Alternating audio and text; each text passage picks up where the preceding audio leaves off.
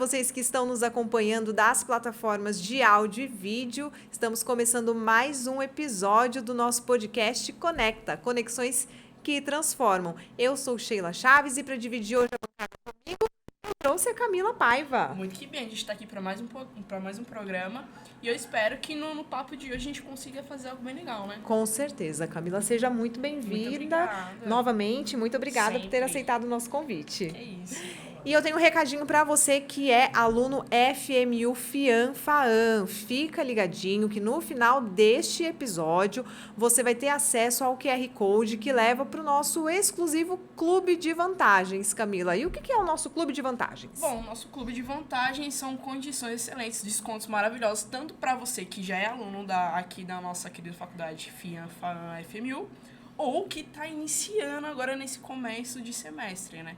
Exatamente. Você que ainda não é aluno FMU FIAN-FAAN, corre lá, portal.fmu.br e faça a sua inscrição para aproveitar aí tudo que a FMU FIAN-FAAN tem para te oferecer. Com certeza. E para o nosso episódio de hoje, nós trouxemos uma profissional, gente, que eu vou falar para vocês. Tá especial, né? Não, tá fichinha, tá maravilhoso.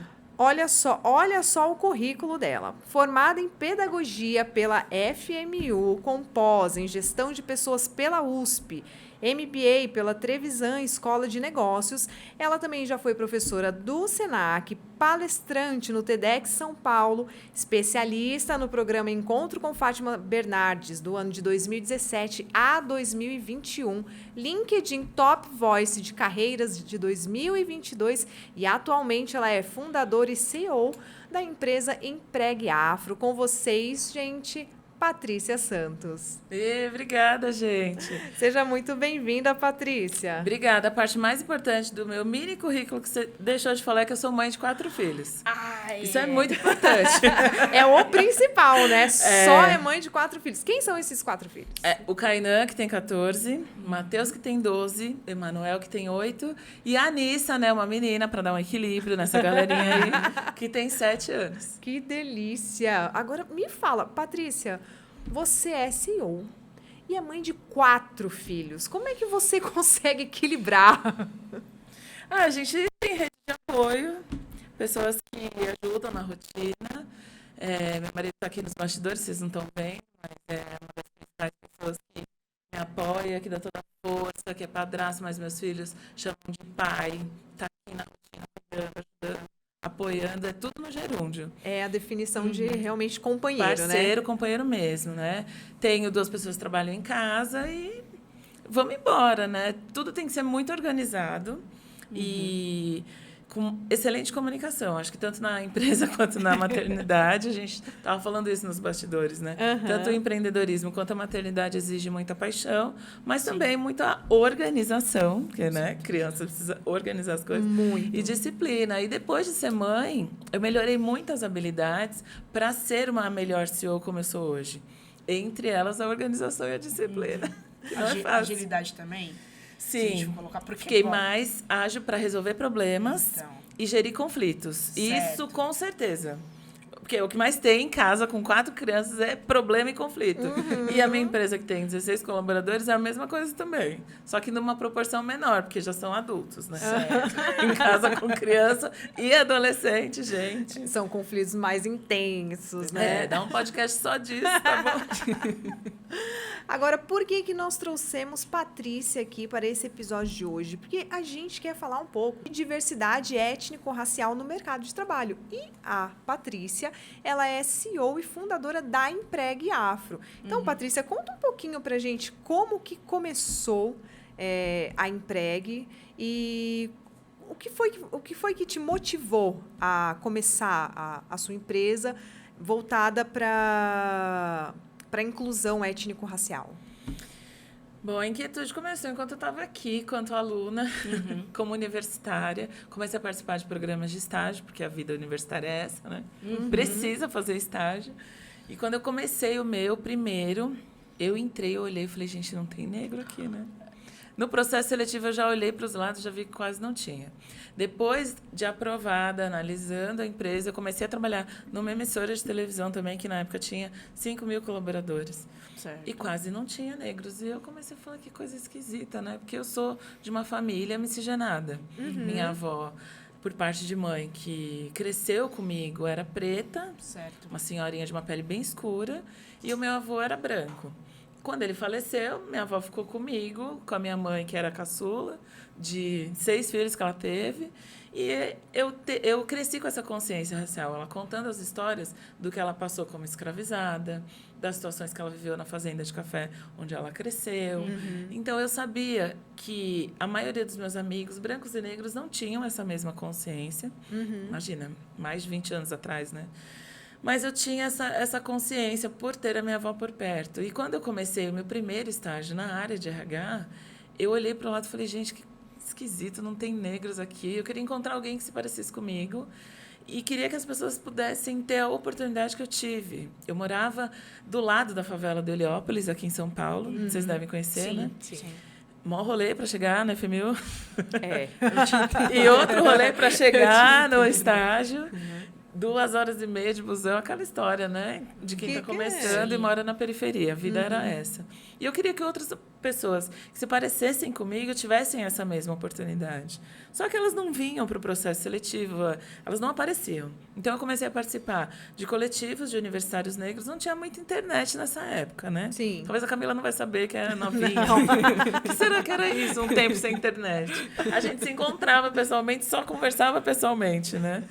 E os coletivos universitários negros, nessa época, aqui na FMU não tinha. Eu sei que hoje já tem, mas na época que eu estudava aqui não tinha.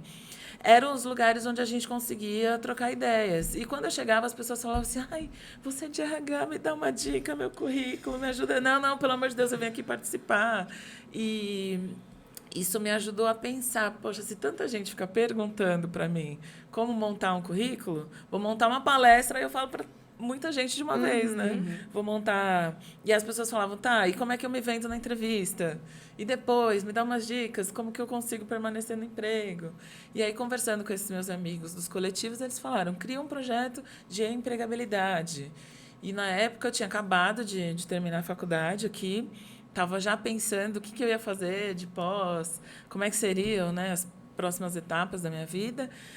E eu juntei os nomes, empregabilidade para afrodescendentes, e criei Empregue Afro como um acróstico. A ideia inicial era só fazer essas palestras e dividir um pouco do meu conhecimento com essas pessoas, porque eu imaginei, se elas souberem essas dicas, elas vão poder concorrer às oportunidades com mais força, com mais coragem, com mais frequência, e vai ter mais negros no mercado de trabalho. Mas era tudo assim, sei lá, informal, sem muita...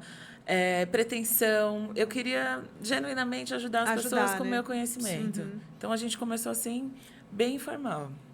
E aí, como é que ela foi crescendo ao longo desses anos? Porque você conta que começou tão informal assim, né? E hoje é uma empresa com 16 funcionários. Sim. Né? Como foi que ela cresceu? Em que momento que você parou e falou, não, agora, de fato, eu preciso fazer dela um negócio? Eu fiquei por 7 anos, estava contando isso aqui nos bastidores, né? Tocando a Empregue Afro em paralelo com a minha carreira, porque eu era estagiária quando eu comecei. Sim. Depois eu era analista. Então, eu estava aprendendo mais sobre RH e não queria largar o que eu tinha ali para viver de um negócio, porque eu não tinha uma sustentabilidade financeira. A discussão sobre racismo e as questões raciais no Brasil estavam começando. Foi o ano que se implementou as cotas nas universidades e foi um reboliço a questão racial. Estava tudo muito à flor da pele, né? E era o começo. Até hoje, o Brasil não tem muita maturidade para as questões raciais. Sim. Mas naquela época era pior. Tá melhorando. Tá menos pior, vamos dizer assim, né? E eu fui tocando em paralelo. Em 2012, 7 anos depois, eu recebi um convite de uma grande empresa de auditoria e consultoria para ser consultora e ajudar o RH a implementar um programa de diversidade. Só que nisso eu já tinha uma maturidade profissional, já tinha 12 anos de carreira só em RH, já tinha feito pós, já tinha feito MBA, já estava me sentindo mais preparada para ter um negócio próprio. Eu acho que a gente precisa, né? Eu acredito que a gente precisa ter conhecimento que vem do mundo acadêmico, mas a vivência prática que vem das situações que você vive nas empresas. E aí, com essa robustez, com esse convite dessa empresa, eu falei, bom, então tá, agora eu vou transformar o que era esse projeto que eu estava tocando aos finais de semana, à noite, durante a semana, numa consultoria. Abri o CNPJ em 2014. Em 2013, desculpa. E agora sim, faz 10 anos que eu estou 100% dedicada a Empregue Afro. Quando eu decidi abrir o CNPJ, eu pensei numa consultoria de RH, juntando a experiência que eu tinha, com foco em diversidade étnico-racial, para tratar nos processos de RH tudo que envolve a questão racial. Então, a gente faz treinamentos para as empresas sobre o universo do que é o racismo estrutural, a temática toda da diversidade étnico-racial, recrutamento e seleção só de pessoas negras e programas de desenvolvimento. E o mais legal é que quando eu abri a consultoria, que eu peguei o dinheiro da rescisão, o acordo que eu fiz lá com a empresa que eu estava, que eu peguei a rescisão, falei, tá bom, vamos abrir a consultoria, vamos fazer o site, criar CNPJ, fui atrás do Sebrae, fiz curso, fui entender, né, como é que funciona a empresa. Eu ficava só trabalhando na RH, não sabia o funcionamento como um todo. Que é um universo paralelo, Nossa, né? muito. Muito complexo. Você precisa aprender muito mais daquilo que você se dispõe a oferecer como empreendedor, né? E aí, quando eu terminei e montei o site, comecei a participar de eventos, distribuindo cartão. Gente, existia cartão de visita naquela época, assim, um papelzinho. Você sabe, Camila? Sim. Tô brincando, que eu sei que ela é jovenzinha, né? E aí, as pessoas falavam, nossa, eu nunca tinha ideia que isso poderia existir. Depois eu fui entender que nós somos a primeira consultoria de RH do país com esse foco em diversidade étnico-racial. E tenho alguns clientes que pesquisaram pelo mundo, porque tem outras divisões aí pelo mundo que não tem ninguém que faz o que a gente faz hoje. E até 2017 não tinha concorrente nenhum para nada dos serviços que a gente presta. Então, vocês ficaram de 2013 a 2017. Líderes no mercado. A gente é pioneiro, né? A gente é líder no mercado até hoje. Tem ninguém que faz o que a gente faz, mas de 2017 para cá teve um boom de consultorias. Sim. Por causa das temáticas. Aí são consultorias de diversidade, não consultorias de RH com foco em diversidade. Porque isso faz toda a diferença. Dos processos de RH que a gente faz para quem dá uma consultoria de como implementar um programa de diversidade. Às vezes não faz recrutamento e seleção, tem gente que faz. Mas nesse formato desses 4 serviços, só existe a Empregue Afro mesmo. É muito legal ela estar falando isso, porque, assim, a população brasileira é muito mais composta por pessoas pretas. Então, quando a gente vem tendo uma empresa que vai trazer essa representatividade, essa oportunidade, eu acho que é uma confiança que a gente ganha. E você falou no começo sobre a sua experiência de ter entrado na faculdade, pô, só tem eu aqui. E eu consigo entender isso porque eu olhei em volta, assim, e é algo meio instantâneo. Tem pessoas, assim, que realmente não vai conseguir captar isso. Você olha em volta e realmente você só vê você, tipo, cara, e agora? Onde é que estão tipo, essas pessoas? Onde é que estão? Então, você tá falando isso, me deixa feliz pra caramba. E eu queria que você falasse um pouco sobre esse processo dessa formação para você fazer com que essas pessoas se sintam confortáveis nesses processos.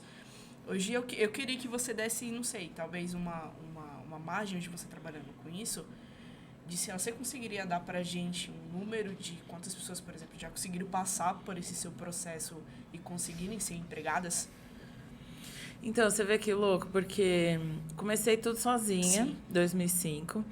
Até 2012, começou a fazer palestras. Em média, tinham 100 pessoas por palestra. Fazia uma vez por sábado. Sim. Nunca fiz essa conta, vou ter que fazer, porque um monte de gente me pergunta isso.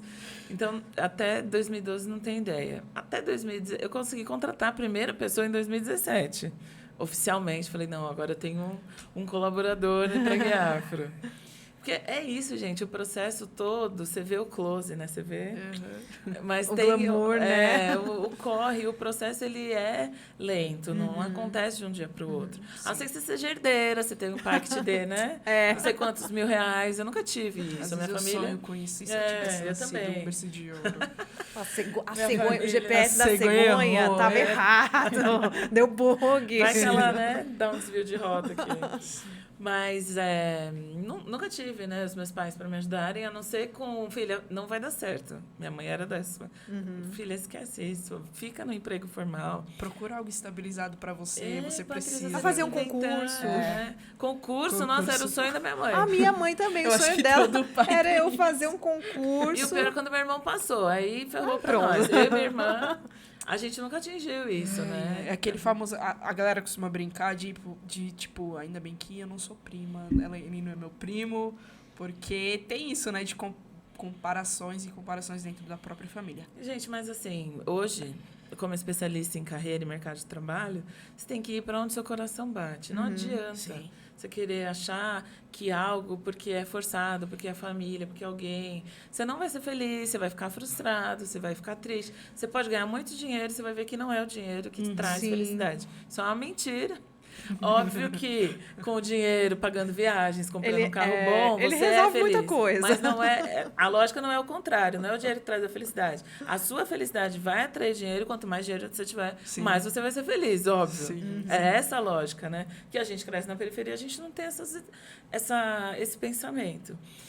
E aí a gente não contabilizava quantas pessoas passavam, né? De 3 anos para cá a gente começou a contabilizar, em média, 300 vagas por ano Caraca. de recrutamento e seleção que a gente faz. Mas eu queria fazer muito mais. Porque a gente tem mais de 600 empresas que entram em contato com a gente todo ano. A gente tem uma procura ativa dessas empresas. Não tenho nem área comercial, para vocês terem uma ideia. Eles entram em contato. Você não precisa Eu se mesma aqui vender. atendo. Não. Eles Ótimo. já conhecem. Estar na mídia, né? Estar na Fátima Bernardes me ajudou muito. Sim. E a partir dali eu fui só mantendo o relacionamento por meio das redes sociais com essas empresas. A mídia ajuda muito, né? Cada Com hora a gente certeza. está numa mídia diferente, então isso também ajuda. Mas só que a gente fecha por ano com 40, 50 empresas. E não são todas que fazem vagas. Algumas fazem só palestras, algumas têm só programa de mentoria. Não é só, porque é óbvio, é muita coisa. Mas as vagas mesmo, que é ocupar esses espaços, Exatamente. majoritariamente brancos, que é o que muda, a gente ainda faz pouco. Eu quero chegar em mais de 1.000 vagas por ano. E dá para fazer isso. A gente tem equipe, tem potencial, tem expertise para isso. Mas, em média, são 300. E a maioria das vagas que a gente faz é de programa de estágio. Certo. Então, esses trabalhos que você presta são por quantidade de vagas ou, sei lá, a empresa fecha o contrato com você dentro de um período de 6 meses, um ano? Cada empresa tem uma modalidade de contrato com a gente. Tem Certo. gente que contrata uma quantidade de vagas por ano, por certo. mês, por semestre. Tem gente que contrata só palestra, que é o que eu estava dizendo, né? Tem gente que contrata programa de mentoria para as pessoas negras que já estão lá, para aceleração de carreira, para aprimoramento profissional. Cada empresa tem uma modalidade de contratação com a gente tem bastante flexibilidade para isso, porque cada empresa Peraí, deixa eu formular a frase melhor. Cada empresa tem um nível de maturidade para lidar com diversidade. Sim. Certo? Cada empresa entende como é que ela pode fazer isso acontecer. A gente tem clientes que têm o contrato completo com a gente. A gente faz horas de treinamento por ano, sei lá, 4, 5 treinamentos por ano, só para a liderança, para a empresa inteira. E é isso que ajuda a manter a conscientização, o engajamento das pessoas. E essa mesma empresa tem 150 vagas no ano, tem 5.000 funcionários, né? Mas a gente faz 150, tá bom? É o começo. E a gente faz mentoria todos os meses com os profissionais negros que estão lá, porque além de você conseguir a oportunidade de trabalho, de estágio, permanecer é 2 vezes mais difícil. Não é porque a pessoa conseguiu a oportunidade através da Empregue Afro que ela deixa de sofrer racismo, infelizmente. Então, a gente acompanha no pós-contratação para reportar, às vezes, para o RH, para o jurídico, para a área de diversidade, as situações de racismo que a pessoa está sofrendo, porque ela não tem essa coragem, ela tem medo de falar e sofrer retaliação, perder emprego. E aí a gente dá um apoio psicológico, eu tenho psicólogos que atuam no meu time para acolher essa pessoa, para dar um direcionamento. Eles ficam ali de plantão para essas situações mais extremas. E, além disso, como é que você convive, né? Como é que você consegue performar, como é que você consegue trabalhar num ambiente como esse. Eu senti isso na minha primeira oportunidade de estágio, que eu vi que era um mundo totalmente diferente do que até então eu vivia. Até eu entrar na faculdade, eu comecei a trabalhar aos 13. Eu trabalhava nos empregos informais, assim. Comecei como recepcionista, fui atendente de lanchonete, fui animadora de festa, fui caixa no shopping. Você vai trabalhando no que surge para ajudar a família. Você precisa ajudar a família e fazer um pouquinho de renda, né? Principalmente quem vem... Cara, não tem jeito. Quem vem da periferia, quem é preto, sabe o corre que tem que fazer. E a batalha é diária. É você diária, pegar exato. transporte, é você escutar desaforo o tempo todo, então... O machismo, o racismo de todos os dias. Agora, você sai desse universo e entra numa empresa grande, majoritariamente branca, com outro estilo de pessoas, com outro formato de trabalho. Sair do que era operacional para o RH. Com outras formas. Minha gestora falava assim para mim, polite, Patrícia. O que é polite, né? Palavra em inglês para dizer que você precisa ser educado, que você precisa ser polido. Eu sempre fui uma pessoa educada pela minha mãe e pela minha avó, mas a forma que ela estava querendo me dizer naquela época era em relação aos códigos do mundo corporativo, que a gente não tinha e era muito difícil de ter. E ela tentava me ensinar do jeitinho dela. E eu fui, pegando, aprendendo e ensinando. Então, os nossos processos de mentoria também têm um pouco dessa vivência que eu tive de apoiar as pessoas a permanecer nas empresas e a lidar, porque tem esses racismos de todos os dias ainda, infelizmente, que a gente está combatendo diariamente, né? Mas tem dado certo.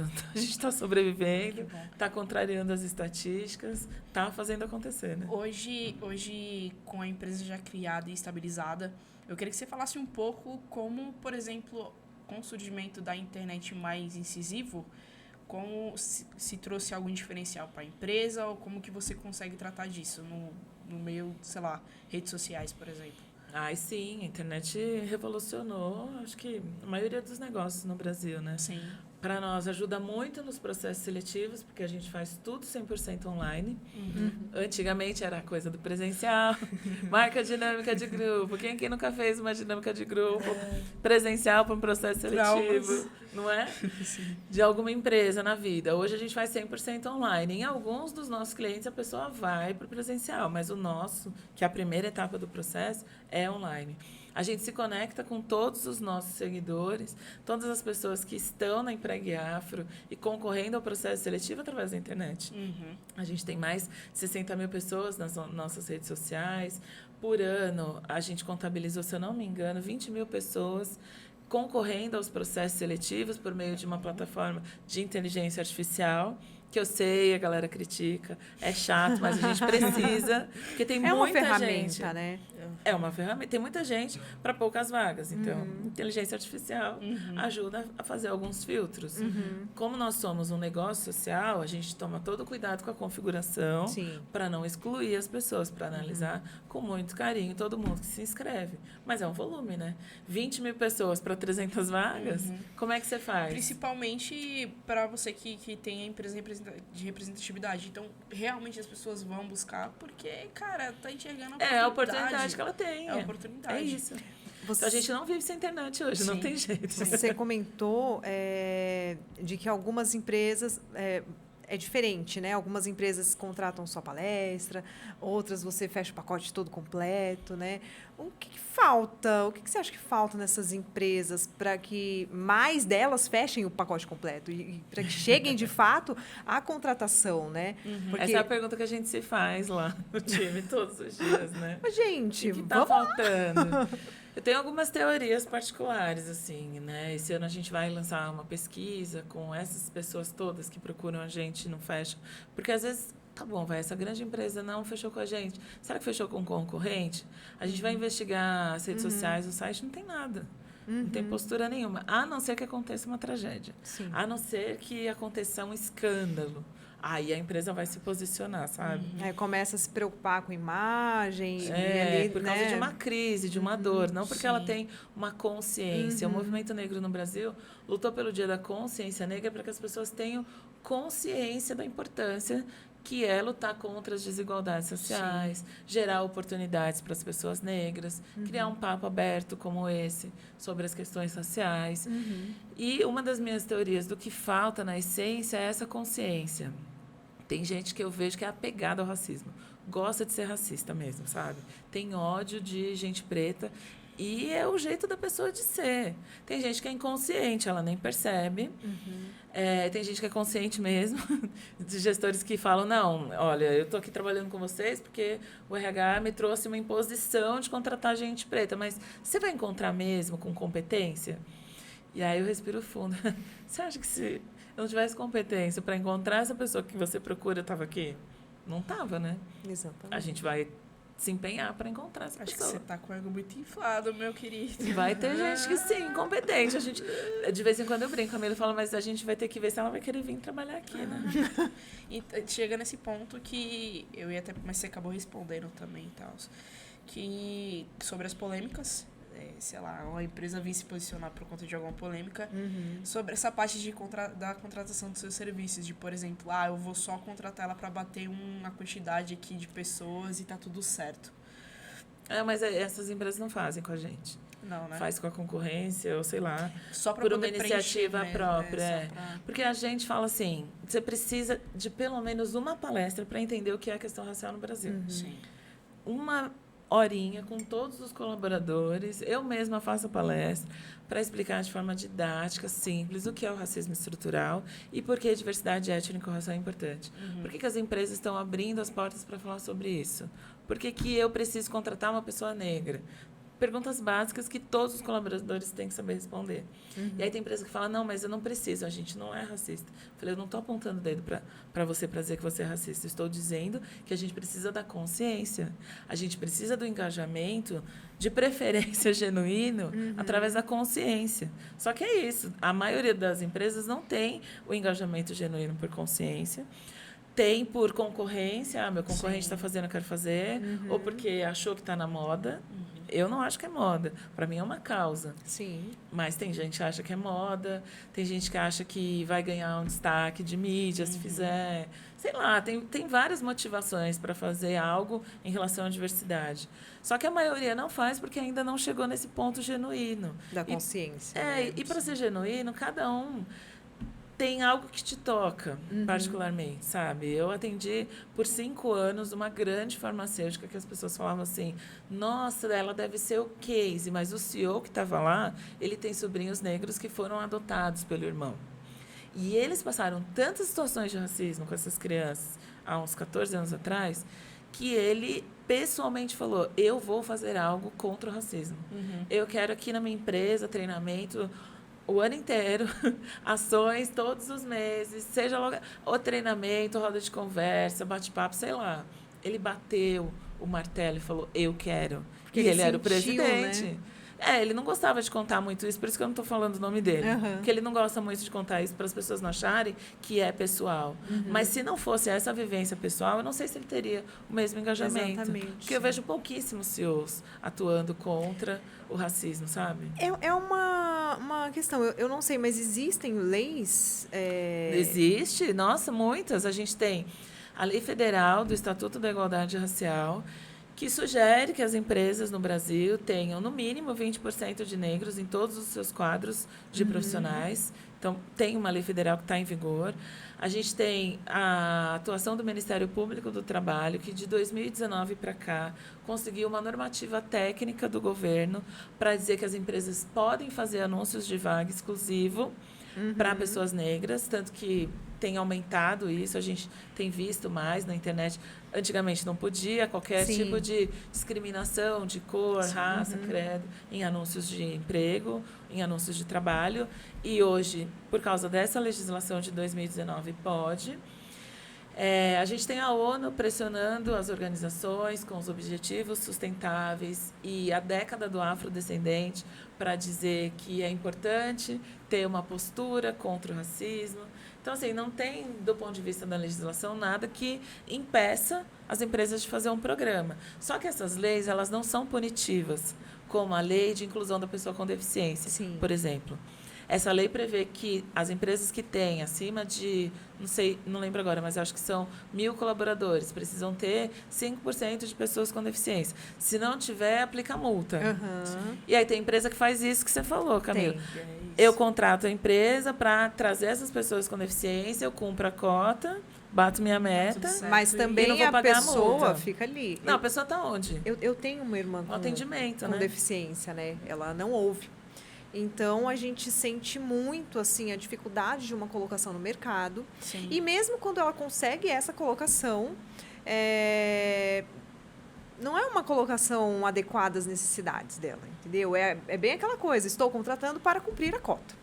Está preocupado com o desenvolvimento dela, com a adaptabilidade do trabalho, com o potencial que ela tem. Não está, mas faz pela força da lei porque é punitiva. E muitas pessoas falam, mas você acha que a lei devia mudar? Não, as pessoas têm que mudar. Não é pela força da legislação, é olhar o cenário, porque uma das coisas que me move e que me faz continuar com a Emprega Afro, tem dia que dá um desânimo, gente. Tem dia que você fala, ai, meu Deus, não quero mais. Ai, vou fechar esse negócio, acabou, Vou voltar pro mercado, CLT. Isso, não quero. Tem no final de semana que eu falo, tá proibido o assunto racismo, vamos falar de qualquer coisa, Peppa Pig, menos racismo.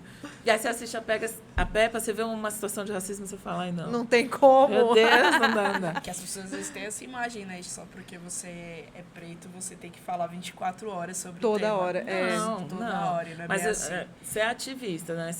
Você milita nessa causa. Não tem jeito. O assunto passa por você. Mesmo que você queira, não existe o botão desver. É a mesma coisa quando você tá com a sua irmã assistindo um programa, poxa, não tem legenda. Como é que ela vai entender o programa? Exatamente. Não tem um intérprete de Libras ali no canto. Custava, a gente vai sempre... Custava. né? É isso que eu sempre pergunto. Custava, gente. Custava ter colocado, a gente gastou vai milhões para fazer o questionar. programa. Não dá para desver, né? Não Ainda dá. não existe esse botãozinho. Então, a gente sempre pensa em estratégias de como tornar isso mais genuíno, de como fazer com que as pessoas repensem mais, né? O Dia da Consciência Negra tem contribuído muito para as discussões no Brasil. Eu estou muito confiante no Ministério da Igualdade Racial, com a magnífica Aniele Franco, que é uma amiga querida, nas legislações que vêm para lá, então equiparar, por exemplo, a lei de racismo e injúria racial foi uma grande vitória para a causa, para que as pessoas pensem na proporcionalidade. Acho que a partir do momento que a gente entrou com o pé direito nesse ano, eu acho que foi um ano que está trazendo muita esperança. É porque a diversidade é a mudança social, Sim. é a transformação da sociedade, é a oportunidade para quem não tem. E o que eu estava dizendo para vocês que me move, que me faz querer continuar, é a proporcionalidade. Nós somos 56% da população no Brasil. A gente está esperando sair o censo, né, gente? Sim. Vamos terminar esse censo, pelo amor de Deus, para ter certeza de quantos somos agora. Porque esse último é de 10 anos atrás, né? E essa proporção de 56% de negros não aparece nas 500 maiores empresas do país. Nessas maiores empresas que atuam no nosso país, as grandes multinacionais, de todos os bens e produtos e serviços, tudo que a gente vê, consome, compra, bebe, tudo, a maioria delas é composta por pessoas brancas. 90% da liderança dessas grandes empresas é formada por homem branco, hétero, cis, de origem da elite. Sim. 90% E delas. aí fica o questionamento. Onde estão essas pessoas? Querendo oportunidade. E não consegue. Eu descobri, por exemplo, quando eu comecei a fazer programa de estágio para grandes empresas, quando eu estava aqui, eu consegui, quando eu estava aqui na FMU, eu digo, né, gente? Consegui estágio no primeiro ano. 2 anos de estágio, a minha gestora falou assim, Patrícia, pelo amor de Deus, vai procurar estágio em outro lugar. E eu amava. Eu passei muito perrengue nos primeiros meses, mas depois eu amava o lugar que eu trabalhava, eu não queria sair de lá de jeito nenhum. E ela falava, não, vai fazer estágio, vai procurar outro lugar. E, gente, eu passei uns 6 meses me inscrevendo em todos os tipos de processo seletivo para estagiário que vocês possam imaginar. Na casa de uma amiga, porque eu não tinha internet em casa. E eu nunca era chamada. Aí passou, né? O mundo dá voltas, não é mesmo?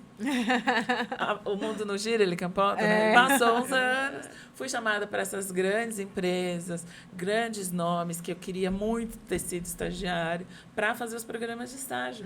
E eles tinham os filtros, o que eles chamam de faculdades de primeira linha, eles só chamavam estudantes para essas faculdades. Então, não ia passar nunca.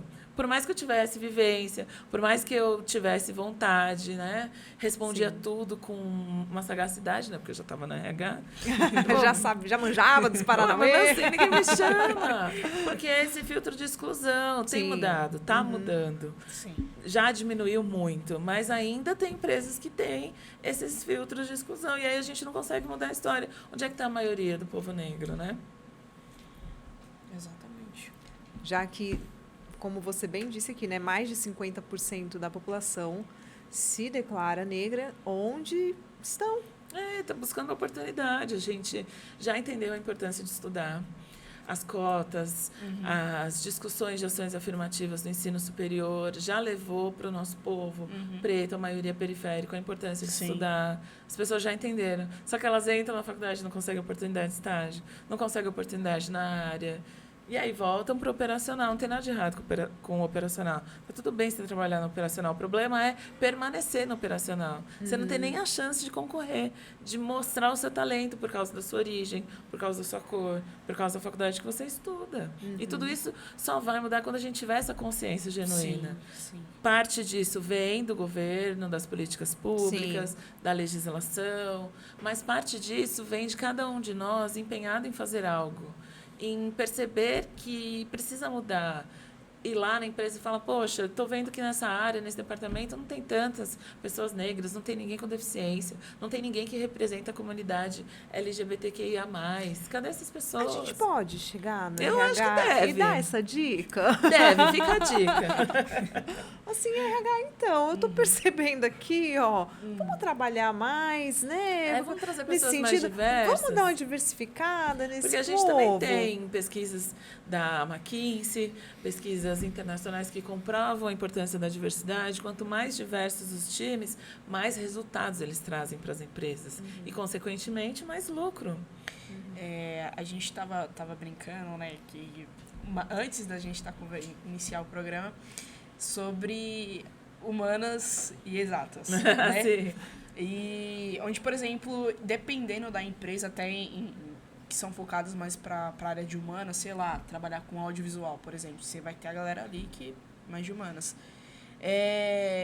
Às vezes os ambientes são totalmente diferentes, porque dependendo da empresa ela é muito mais inclusiva, tanto por questão de inclusão de pessoas pretas, pessoas LGBTQIA+, pessoas portadoras de alguma deficiência, e o ambiente de trabalho se torna até mais leve. Isso não estou generalizando, mas sim, em algumas empresas você consegue sentir isso. Sim, tem segmentos que são mais a favor da diversidade, né? Isso, exatamente. Então, é isso, exatamente isso, que tudo se torna até mais proativo e muito melhor de ser feito. Então, mas são as pessoas que fazem, exatamente, né? Exatamente. Quem representa a diversidade, está em empresas que valorizam a diversidade, se sente mais pertencente, tem mais liberdade para trabalhar e é mais produtivo, performa mais, trabalha mais feliz, tudo é mais saudável. Sim. E para as empresas isso é melhor porque tem mais resultado, né? Assim, a gente já ultrapassou essa discussão da qualidade de vida no trabalho, embora ainda tenha alguns RHs querendo voltar 100% no presencial. A gente estava brincando disso aqui, né? Nos bastidores. Gente, ó, recadinho RH. Esquece 100% presencial, não dá mais. Depois da pandemia, ninguém aguenta mais, todos os dias, acordar, pegar o ônibus, o metrô, o trem, Mas o sabe Uber, que eu me pergunto isso todos os dias. Como que eu fazia antes da pandemia? Porque era pegar ônibus cedo, trabalhar o dia inteiro, de tarde outro ônibus para ir para a faculdade. À noite chegava morta, moída, meia-noite, 1h da manhã. Aí você pega o horário de pico também. Olha, você falando agora nessa parte do RH, como que... Olhando assim, vocês conseguem ter uma economia também maior? De estar mantendo a galera, por exemplo, de casa do que no presencial? Porque presencial você tem o quê? Você tem um transporte público, Não, Tem eu os acho que dois, o ou ganho... mantém o mesmo. Porque, assim, o mesmo tem gasto. empresas que transformaram o benefício Aham. em auxílio home office, para Certo. você pagar a sua internet de casa. Então, em termos de custo, não. Mas, para mim, o grande ganho é a qualidade de vida, é a produtividade, é a pessoa se sentir saudável, se sentir bem. Você acorda mais descansado. Tem gente que produz mais em casa. E você ir uma vez por semana, 2 para a empresa, para encontrar as pessoas, para fazer uma reunião. Sim. Porque, gente, isso também É importante, né? é muito bom. Socializar um pouquinho. Almoçar, olhar as pessoas nos olhos, contar um pouquinho do que foi o final de semana. Tem coisa que no home office não dá tempo, né? Não, Você tem não que fazer dá. reunião e vamos embora. Sim. E ok, mas não todos os dias, no mesmo modelo que estava, não dá mais. É uma discussão que precisa ser superada. O modelo de trabalho no Brasil, hoje, 2023, precisa ser híbrido. Não dá mais para ser 100% presencial. A gente agradece. A gente viu, RH, por favor. E a questão da diversidade, da importância da diversidade, também já precisa ser superada. As empresas precisam saber que tem que representar a sociedade para o qual ela troca serviços e produtos. A sociedade brasileira é característica diversa. Ela é reconhecida pela diversidade. E se a sua empresa não tem diversidade, você vai perder mercado. Você vai perder oportunidades de negócio. Já é uma discussão que precisa ser superada. O que você precisa fazer é como vou fazer isso? Eu contrato consultoria, eu contrato alguém para fazer, ou eu mesma vou... Não sei, mas você precisa aprender a ter diversidade para sobreviver e para se comunicar com esses mercados que são diversos.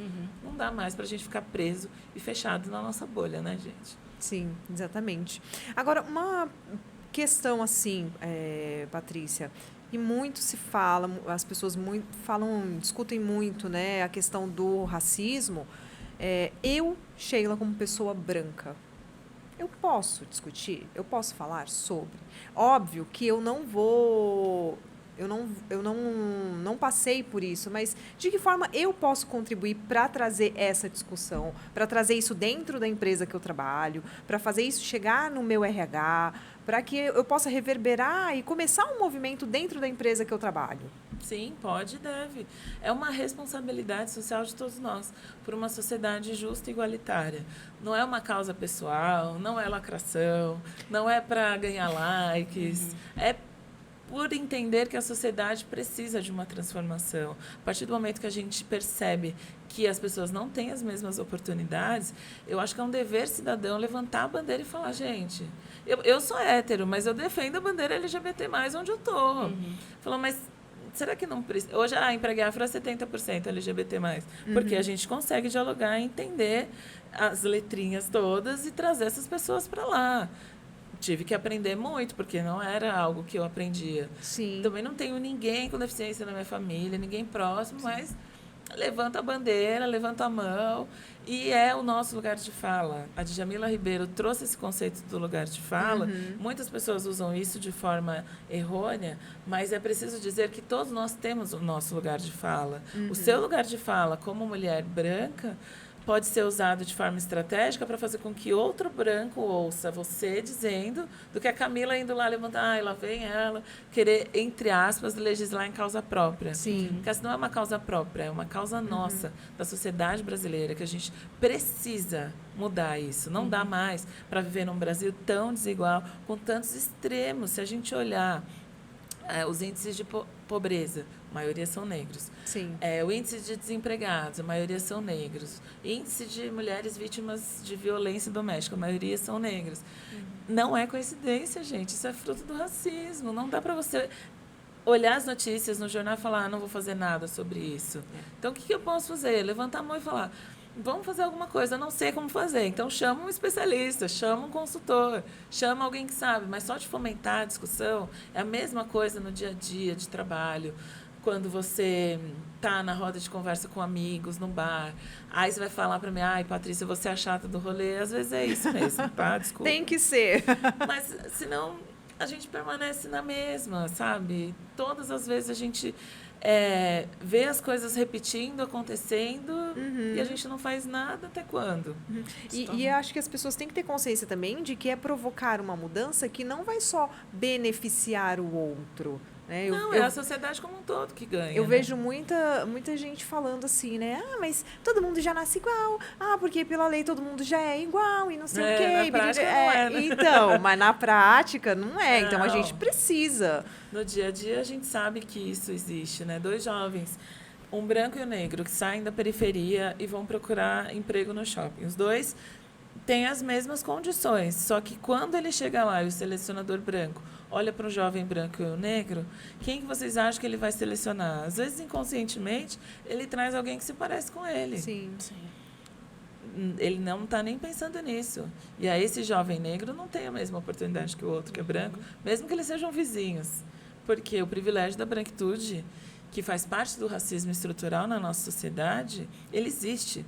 E a gente não pode negar, a gente não pode individualizar a discussão sobre a questão racial. Estou falando da branquitude, do conjunto que compõe o que é ser branco na nossa sociedade. Não estou falando de você ou de uma pessoa. E muitas vezes o erro é a pessoa dizer isso. Ah, mas todos nós somos iguais. Eu também morei na periferia, eu também...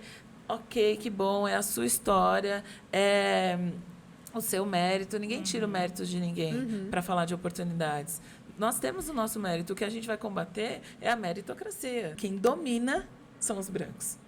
E os negros não têm os mesmos acessos a esses lugares de poder.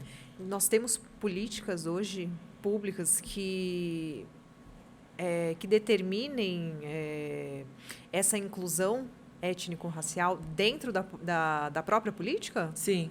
A gente tem as cotas nos concursos públicos, que está um problema, né? Que tem uma galera que é branca, se declara preta para usurpar dessas cotas. Sim. E aí não está ajudando a reduzir as desigualdades. Hoje mesmo, né, nesse dia aqui que a gente está gravando, saiu uma notícia dos juízes que foram empossados. Tinha 83 vagas, 83, 53, não lembro agora, para negros, mas na foto você olha, você amplia assim. Eu procurei, não achei nenhum, assim, nem de pele clarinha como a minha, como a da Camila, para dar uma justificativa, não tinha. Não vi. E, infelizmente, tem gente usurpando dessas questões, né? Mas a gente tem a força das cotas nos concursos públicos para os cargos de poder. Os partidos têm uma meta para mulheres e para negros,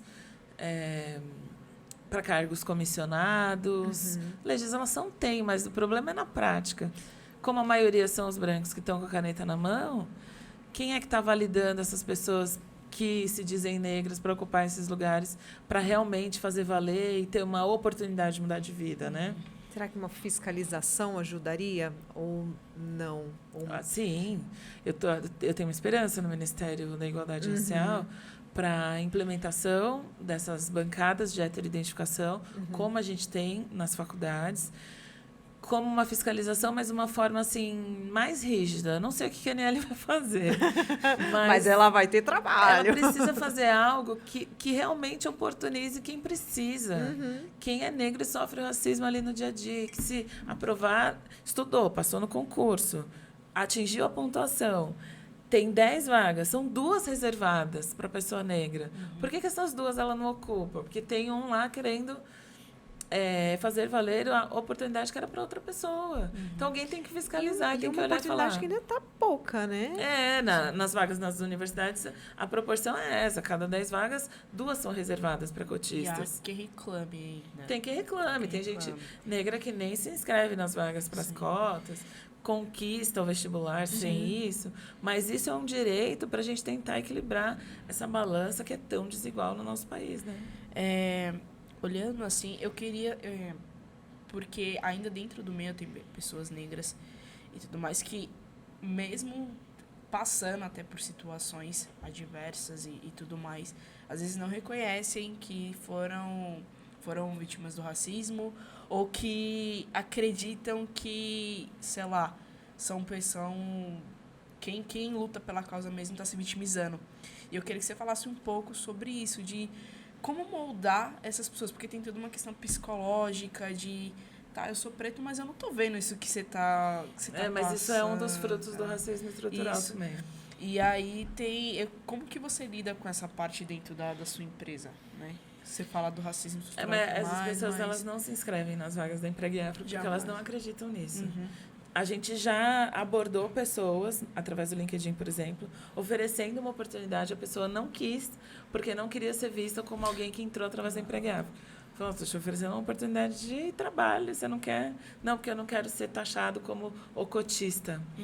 Mas você não existe isso. Você vai ser avaliado pelo seu conhecimento, a sua experiência, sua expertise, sua postura, os seus valores. Se tiver compatível com a empresa, você vai seguir na oportunidade, porque você tem tudo isso e é uma pessoa negra.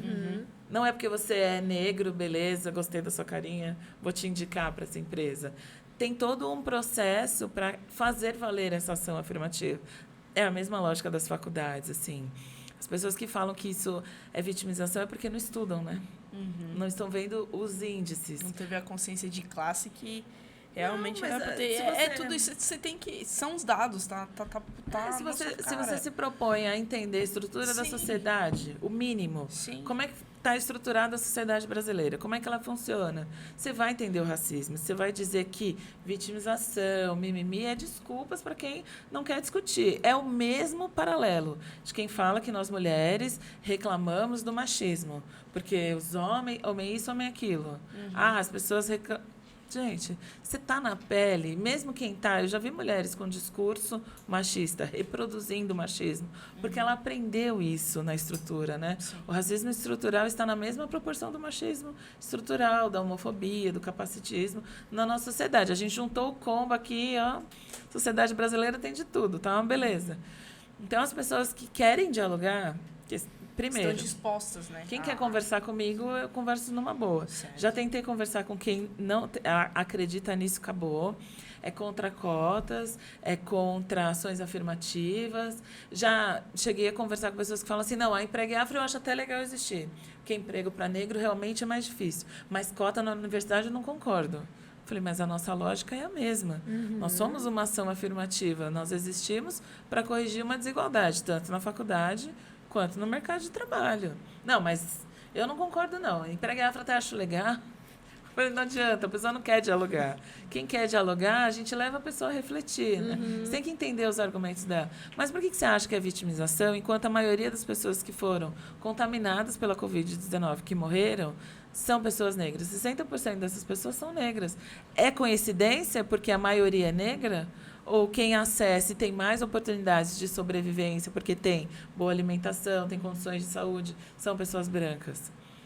Aí você vai fazendo algumas perguntas, a pessoa, não sei, mas acho que não tem nada a ver, não. Eu falei, então, vamos analisar os números, né? Por que nas 500 maiores empresas do país a gente tem 90% de gestores brancos? Nós, mulheres negras executivas, somos 0,4%. Não tem nenhuma mulher que quer. É só se esforçar. Tem certeza que é só se esforçar que a gente chega? Que eu tenho um monte de amiga que se esforça e não consegue chegar. O que você acha que está faltando? E a pessoa não consegue responder, né? Pra mim existe aquela famosa a escadinha. Primeiro vem um homem branco, depois vem a mulher branca embaixo. Por baixo vem o homem preto e a mulher preta. Sim. Então, é isso mesmo, a gente está na base da pirâmide da exclusão. Eles têm, nas 500 maiores empresas do país, tem os homens brancos, porque para a mulher branca também é difícil chegar por causa do machismo. sempre tem que ter o dobro do esforço para tentar 2 ainda ou 3 vezes mais. conseguir. Desses mínimo. 90% de executivos brancos, 32% são mulheres brancas. Sim. Por causa disso, desse machismo estrutural. 4,6% são homens negros e 0,4% mulheres negras, porque realmente esse homem branco que chegou lá, ele aceita outro homem negro se ele dialoga bem com a branquitude. Se ele tem, por exemplo, uma mulher branca, aí é um código, entre aspas, para ele ser aceito e dialogar nesse meio. E aí ele tem mais chances do que nós, porque essa lógica do racismo foi aprendida por causa da escravidão no nosso país. A gente não pode esquecer que o fruto das desigualdades no nosso país, tudo isso que a gente está lutando aqui contra, ela tem origem lá na escravidão. 500 anos atrás. Foram 400 anos de escravidão. A gente estava falando aqui nos bastidores. A minha avó, a mãe da minha mãe, nasceu numa condição de escrava, na Bahia, em 1914. Não faz tanto tempo assim. Não. E as pessoas acham que a escravidão é muito distante. Eu vi um artigo esses dias na Folha que os africanos foram as pessoas que mais lucraram com a escravidão. Eu falei, aonde isso? Em que mundo? Pra que a Por pessoa, em favor. 2023, quer escrever um artigo desse, tentar descredibilizar toda uma história e dizer que toda a nossa luta não tem nada a ver? Gente, mentira isso. Quem mais lucrou foram os europeus em cima de mão de obra que eles não remuneraram. Não é à toa que a gente vê o reflexo disso sobre a economia pelo mundo. Não, Isso até fica hoje. escancarado lá. Mas as pessoas querem Então, negar isso. exatamente. A história, a desigualdade, os abismos econômicos, sociais que a gente tem. É essa a origem. Sim. A gente tem poucos exemplos de que chegam lá e é o que eu falei, ok pelo seu mérito. Mas na prática, no dia a dia, você não tem as mesmas oportunidades, porque o racismo não deixa. Então, a gente precisa fazer um esforço para dialogar com os nossos jovens negros, levar essa consciência para eles, conversar, respirar fundo. Às vezes ele só está reproduzindo algo que ele viu, que alguém ensinou, que foi propagado. Ele nem sabe por que ele está dizendo isso. Ainda não tem nem a maturidade Não, ainda, né? só pra- reproduz. E isso é um fruto do racismo estrutural. É um projeto do colonizador para fazer com que a gente, como terceiro mundo, entre aspas, se sinta sempre subalternizado, inferiorizado. É isso que eles querem. A gente tem uma realeza dos nossos ancestrais. No nosso sangue, como diz o poeta Fred Nicásio, né? É sangue de Maria Bonita, mas é um sangue de uma realeza africana, que foi contada uma história mentirosa pra gente, né? Foi dito que não era assim, que era... Mentira, em África eles foram procurar quem tinha conhecimento sobre a terra, sobre a agropecuária, sobre o ouro, sobre o algodão, porque eles chegaram no Brasil para invadir o Brasil e eles não sabiam Não sabia lidar como com as fazer. riquezas dessa terra, porque na Europa não tinha. E a mesma coisa, quando os outros países descobriram os outros países africanos, aí foi a França lá colonizar um pedacinho da África, foi Holanda no outro pedacinho, para usurpar das riquezas em troca de dinheiro, de capitalismo, de poder, de status, sei lá do que mais. Então a gente precisa reconhecer a história, resgatar a importância da história, principalmente com os nossos filhos, nossos netos, nossos sobrinhos, contar a história que não foi contada, trazer contato com a literatura, com podcasts, com vídeos que levem conhecimentos e reflexões para as pessoas, sabe? Desconstruírem isso e começarem a entender a importância de que todos nós temos nessa nossa sociedade. Todos nós precisamos conviver nessa sociedade. Não é justo que só um grupo tenha acesso a oportunidades e outro não, né? Exatamente. E eu queria entender um pouquinho onde que a Empregue Afro ela busca os candidatos para as vagas. Então, a gente usa a força das nossas redes sociais. A gente tem um banco de talentos que tem 20 mil pessoas cadastradas e cada vez que a gente divulga uma vaga, a gente tem 300, 500 inscritos por uma vaga. Porque a gente ganhou essa proporção, um prestígio na comunidade negra, que já acompanha a gente nesses 18 anos de existência, e cada vaga é compartilhada e chega em alguém. Se a gente não consegue chegar com a força das redes sociais, a gente faz o hunting no LinkedIn, chama lá a pessoa, uma por uma, para concorrer à vaga. Mas isso tem sido cada vez mais orgânico. A gente divulga a vaga, as pessoas já vêm, já se inscrevem, e é o que tem ajudado a gente a fechar as vagas, né? É muito orgânico, mais atrativo do que ativo, né? Bom, e para finalizar a nossa conversa... Gente, passou uma hora já. Já passou uma hora. Meu Deus! Tá vendo? A gente conversa e nem percebe. Só vai fluindo mesmo. E para finalizar a nossa conversa aqui, Patrícia, fala para a gente como que as empresas podem entrar em contato com você, com a Empregue Afro, como que os candidatos também podem entrar em contato com vocês. Pode mandar uma mensagem em qualquer rede social, @empregueafro, Instagram, LinkedIn, Facebook, Twitter. Se o meu time não responder, vocês me avisam. Eu tenho várias pessoas de plantão para responder a mensagem lá, @empregueafro em todas as plataformas. Eu costumo responder mais no meu Instagram, @eupatricia.santos, mas pode mandar e-mail também através do nosso site, que tem sempre alguém para responder. Patrícia, Joia. muito obrigada. Eu queria abrir o espaço aqui para você deixar um recadinho para o nosso público. Uma palavra de conforto, qualquer coisa que você queira falar. Eu gosto muito de uma frase da Oprah, que fala assim, que sorte é estar pronto quando a oportunidade vem. Não é uma questão de sorte. Tem um poeta sambista que diz, né? Nunca foi sorte, sempre foi Deus. Beleza, acredito na fé. Eu sou uma pessoa muito religiosa. Mas, na prática, a oportunidade vem quando você está pronto. E para você estar pronto, você precisa estudar. Terminou a graduação, vai para a pós, vai para o MBA, não sei. Busca sempre se atualizar, porque o conhecimento é a moeda de troca mais valiosa que você pode ter. Patrícia, muito obrigada pela sua presença, muito obrigada pela sua disponibilidade de estar aqui com a gente hoje. Eu tenho certeza que vou sair completamente diferente desse episódio hoje. Já aprendeu bastante? De tanto que eu aprendi, de tanto que eu absorvi, que eu espero aprender ainda mais, não só com você, mas com Camila, que também do nosso lado. Camila, também quero agradecer muito de ter dividido essa bancada aqui comigo hoje, essa responsa. Camila, sempre que tem responsa, tá ali, ó. Firme e forte, cumprindo a responsa. Muito obrigado por ter aceitado o convite de estar no programa aqui e que surjam mais pautas, continue surgindo mais representatividades. Possam surgir, a gente já tem a sua empresa aí como referência, já tem outros que estão sendo criados, mas que venham muito mais. Porque a gente precisa disso. Obrigada, gente. Obrigada pelo carinho, viu? Obrigada, Patrícia. Obrigado. E para você que ficou com a gente até o final desse episódio, aqui na tela tem um QR Code de acesso para o Clube de Vantagens do aluno FMU FIANFAAN. Então, aponte seu celular para esse QR Code, você vai acessar lá o nosso clube de vantagens exclusivos, com descontos, com cashbacks para você fazer as suas comprinhas online aí nas maiores lojas da internet do nosso país. Então, corre, pega esse link, tá? Vamos lá, galera, vamos acessar, né? Vamos acessar. E muito obrigada pela sua companhia.